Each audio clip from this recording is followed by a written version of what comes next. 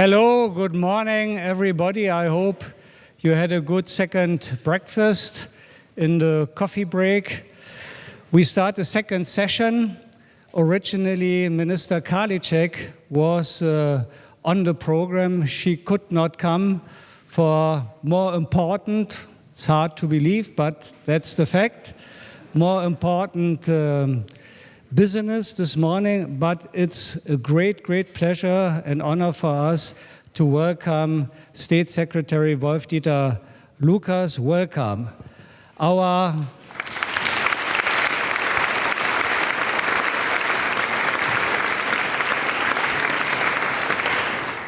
State Secretary is one of the most knowledgeable people in the ministry because he is there for quite a while. And he is an expert in new technologies, digitalization. He is now responsible for sustainability, large research infrastructure. So he is really, we like him. Oh, great, we like him. Great. And you know, everybody has favorite philosophers. There's Leibniz, and so Montaigne, Popper was mentioned. I also have two more recent ones. Maybe one is an age issue, Sepp Herberger. Maybe that's only known to my generation. You know, he was the soccer coach of Germany, and he has many sayings. One was, after the game is before the game. So after the Falling Walls Conference is before the Falling Walls Conference. But there is another one, which is, you wouldn't expect it, Marilyn Monroe. She said many things. So one thing she said is, I'm not interested in money, I just want to be wonderful. I know that this will backfire. But maybe that's the opportunity, lieber Herr Staatssekretär, to thank you and your ministry very much for this fantastic support over so many years. Without the support of the ministry, we would not be with Falling Walls where we are right now. Let us give a big hand to the ministry and to our State Secretary.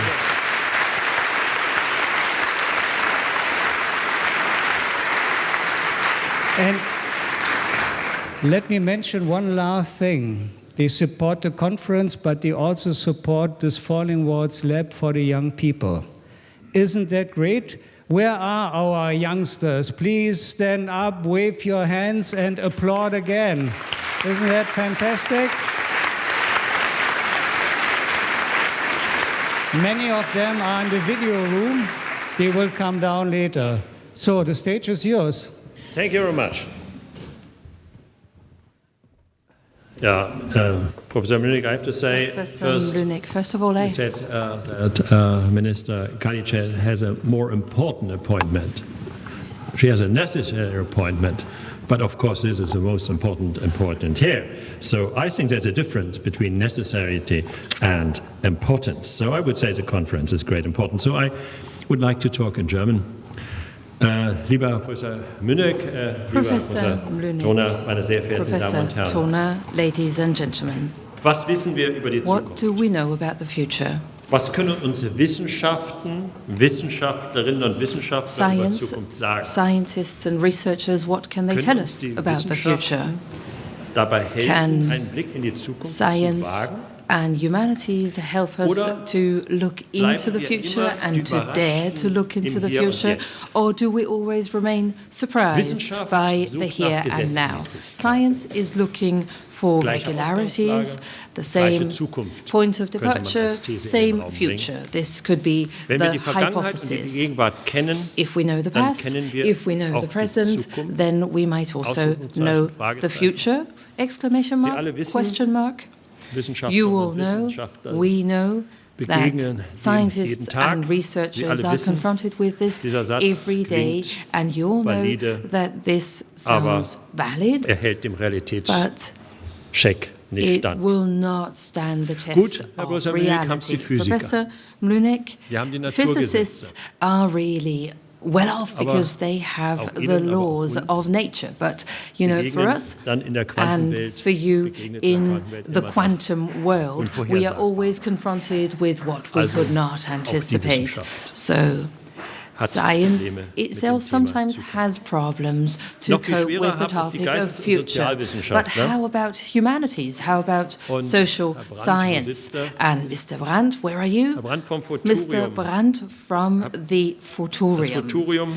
The Futurium is a museum which has just been inaugurated, and this is exactly dealing with the question of future. So this question was well solved. It's not about the future, but about futures in the plural. This is what the museum is dealing with. So, ladies and gentlemen, what do the futures for Germany look like? What do the futures for Europe look like? And what do they look like for the world? Even if we find it hard to answer these questions, when we look back 30 years ago from now, we understand a little bit more. So the wall comes down and the world is astonished. Ladies and gentlemen, what is so interesting about this is that I believe that the Germans in the East and the West were even more astonished than anyone else around us. And this is, of course, food for thought, because I had family in the former GDR and we made visits, we had an exchange.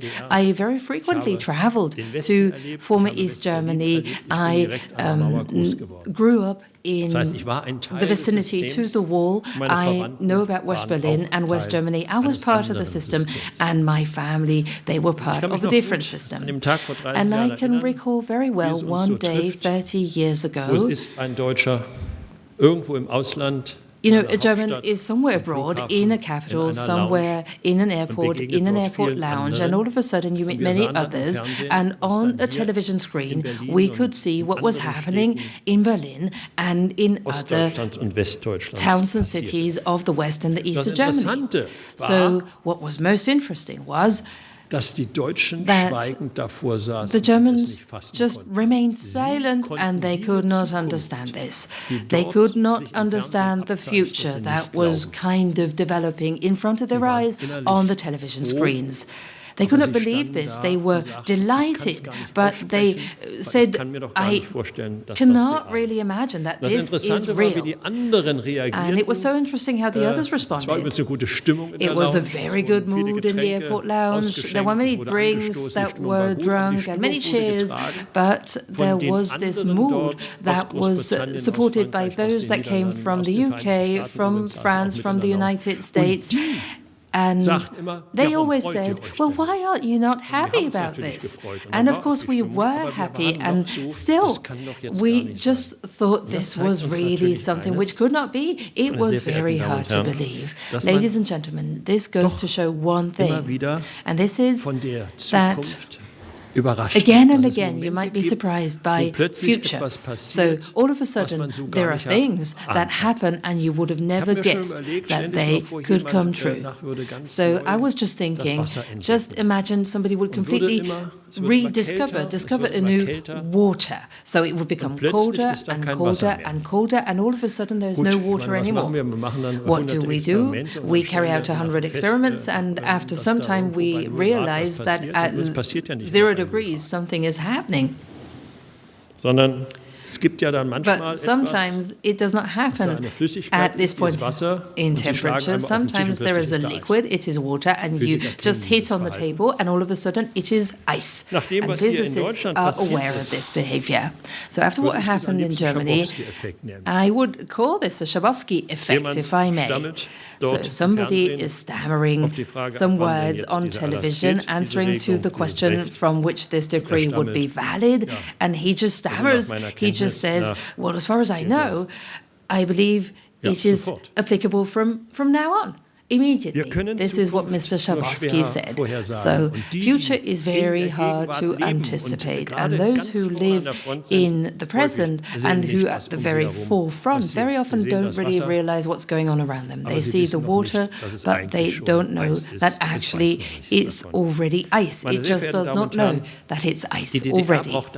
Ladies and gentlemen, the GDR did not collapse all at once. It was the consequence of a long development that started with the People's Resurrection on the 17th of July 1953. But the question is, how can we predict futures? Und damals stellten sich übrigens die Fragen wiederum nach den Zukünften. The questions arose about futures. What should become of Germany? Do we want to be reunited? What does this mean? How much will this cost? Schaffen wir es denn dann auch, and will we be able to do this, to get this done and make this change happen? And 30 years later, we again wonder about our futures for Germany, for Europe, and the world. The Polish Nobel Prize winner of literature, Czesław Milosz, in 1953 wrote the following sentence: Man tends to see the order in which he or she lives as being the most natural one. So where do we stand today? Germany never was as well off as today. 30 years after the fall of the wall, we come here together in Berlin, a city that is cosmopolitan, which is full of life, and it is a city, at least I feel about this, that is deeply European, in a deeply European Germany. Not only in Germany a wall came down, but in Europe. So when we speak about some of the political developments today in Germany, and we are surprised that similar political developments are taking place in other states of Europe, then this also has to do with the fall of the wall, because the wall fell in Europe, and not only in Berlin, not only in Germany. When 10 years ago the Falling Walls Conference took place for the first time, we could have not imagined the different and diverse crises that Europe has had to cope with and coped with. And the result of this is that Europeans moved closer together than ever before in the history of this continent. But how will things progress? And now I'm looking to you, ladies and gentlemen, to the scientists and researchers. What can you contribute? What can you tell us about the futures? And ladies and gentlemen, I believe that science has a key role to play. Scientists have a key role to play. You're just as important as ever. So in dialogue with society, you contribute new perspectives for the future. You open doors. And those doors lead to the unknown universe, unknown realms of knowledge. So be advocates for fact-based, science and knowledge-driven politics. Ladies and gentlemen, because there are some forces in this world that want to do exactly three things. First, they want to call into question state institutions. Secondly, they want to defame the press and the media. And thirdly, they want to defame scientists and the results of scientific research. So, ladies and gentlemen, here we all need to be perseverant, and I do understand that as the last instance you want to attack science. I just recently had a conversation with a journalist, and I said, I do not know whether you can still maintain your position. This was a scientific conference as well. And I said, but maybe scientists can do. Maybe they can try and keep up the last barrier.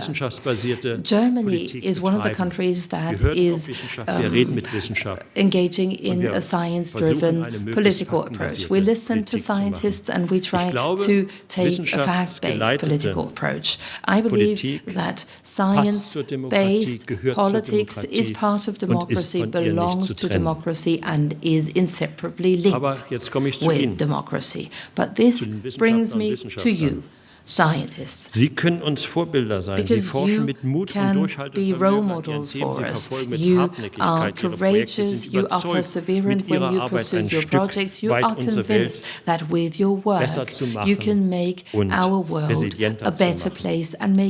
Wir brauchen Sie als Brückenbauer, So we als need you Brückenbauer as zwischen bridge den Ländern builders, der Welt. building bridges Es gibt between kaum the etwas so countries in this Verbindendes world. wie die There's hardly Wissenschaften und die anything more Wissenschaftler und Wissenschaftler, connecting die than zusammenarbeiten. science and scientists who Meine sehr work verehrten Damen und together. Herren, Ladies and gentlemen, lassen Sie uns gemeinsam die together, Herausforderung angehen, let us try in einem and Europa, shoulder this challenge and responsibility in a Europe that is strong das der Welt zugewandt and ist. that is open to the world. Meine sehr verehrten Damen und Herren, ich wünsche Ladies Ihnen and gentlemen, I spannende wish you Vorträge. interesting Lassen Sie sich presentations. inspirieren heute Be auf dieser inspired Konferenz. today Denken Sie at laut this und conference. gemeinsam über die Think aloud, Zukunft think nach. together about the Nutzen Sie die futures Zeit für den and Austausch. try and make use of the time Der for Schriftsteller an Victor Hugo exchange. hatte recht, Victor als er Hugo was sagte, right when he die said, Zukunft hat the viele future Namen. has many names.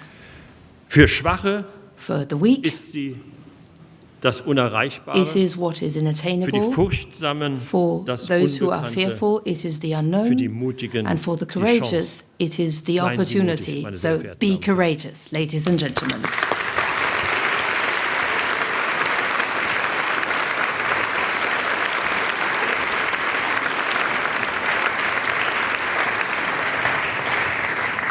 Thank you very much, State Secretary Lukas, for this wonderful words.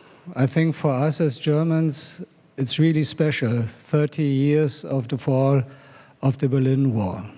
Great. We have a giveaway. As I said, we want to be wonderful. We thank you for your support. We have a giveaway. Protecting free thinking, it's a cap, so everybody who is here gets this cap. You can wear it in winter, in the mountains, on the beach, but you know, if you go to the budget committee of the parliament, instead of waving the red flag, put the cap on and tell them science is important. Where is the beef?